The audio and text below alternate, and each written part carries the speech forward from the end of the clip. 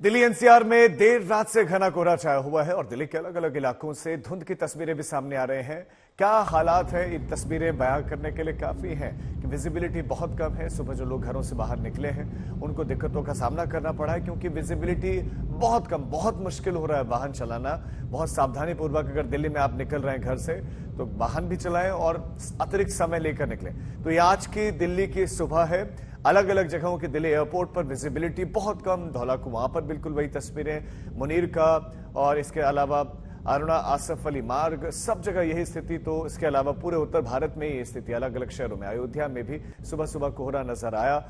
तो ये 3 अलग अलग जगह हैं। पंजाब बठिंडा की तस्वीरें, दिल्ली की आप तस्वीरें देख रहे हैं, अयोध्या की तस्वीरें देख रहे हैं। अब रुक करते हैं हमारे संवाददाता हिमांशु मिश्रा का, जो हमारे साथ ज्यादा जानकारी के साथ जुड़े। हिमांशु, इससे पहले जब आप जुड़े थे तब उस वक्त धुंध थी, लेकिन क्या चूंकि 7:30 से ज्यादा का समय हो गया है तो धुंध घटी है, क्या विजिबिलिटी बढ़ी है? देखिए, दिन जैसे जैसे निकलेगा तो जाहिर तौर पर कि विजिबिलिटी जो है वो ठीक होगी, लेकिन अभी कोहरे के हालात में कोई खास सुधार नहीं है।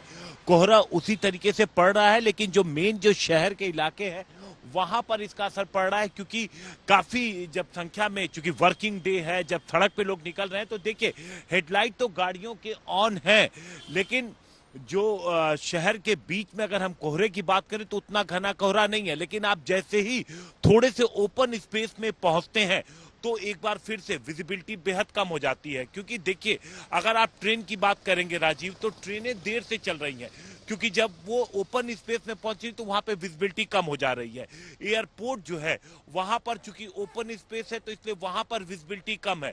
जो हाईवेज है वहां पर विजिबिलिटी कम है, और ये परिस्थिति बताया जा रहा है कि तकरीबन 8:30 बजे के बाद जो मौसम है वो साफ होना शुरू होगा। हिमांशु, बहुत शुक्रिया आपका इस तमाम जानकारी के लिए। और इसका असर दरअसल ये है कि पहाड़ों पर भी अब बर्फबारी होने लगी है। लंबे इंतजार के बाद आखिरकार जम्मू कश्मीर में बर्फबारी शुरू हो गई है। बर्फबारी का इंतजार कर रहे पर्यटक, स्थानीय लोग, व्यापारी, सब खुश हैं। गुलमर्ग, सोनमर्ग और गुरेज में जबरदस्त बर्फबारी हुई तो फिर पर्यटक झूम उठे। वहीं पहाड़ों पर हुई इस बर्फबारी से कई जगहों पर रास्ते भी बंद हो गए।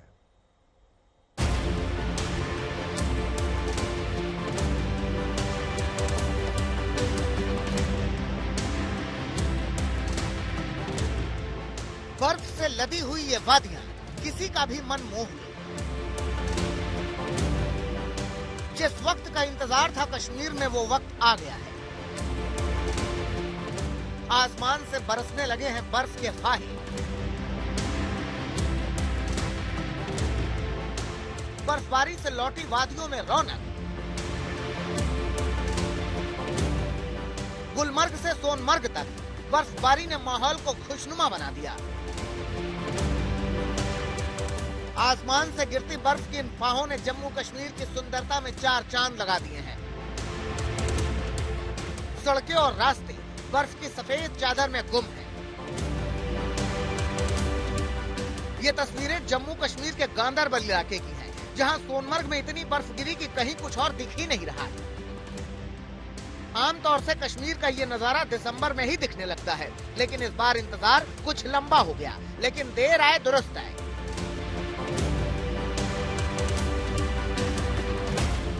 रविवार को बर्फ के फाहों ने आखिरकार यहाँ की फिजाओं में खुशियों के रंग बिखेर दिए। गुलमर्ग में ये इस सीजन की पहली बड़ी बर्फबारी की तस्वीर है। बर्फबारी इतनी हुई है कि चप्पे चप्पे पर बर्फ का साम्राज्य है। वैसे तो गुलमर्ग में बर्फबारी की ऐसी तस्वीरें हर साल ही आती हैं। इस बार भी बर्फबारी जोरदार हुई है, हालांकि उसका इंतजार काफी लंबा रहा। जहां तक आपकी नजर जाएगी हर तरफ आपको बर्फ ही बर्फ जमी नजर आएगी। इस स्नोफॉल ने गुलमर्ग की वादियों में खुशियों की चमक बिखेर दी है, क्योंकि लंबे इंतजार के बाद आखिरकार ये पल आ गया है। पहाड़ों पर ये मौसम एक लंबे इंतजार के बाद आया है। आमतौर से जो तस्वीरें दिसंबर में सामने आती थी वो जनवरी के अंत में देखने को मिल रही हैं। फिलहाल ताजा बर्फबारी के बाद कश्मीर में सैलानियों के चेहरे खिले हुए हैं। श्रीनगर से अशरफ वानी के साथ आज तक ब्यूरो।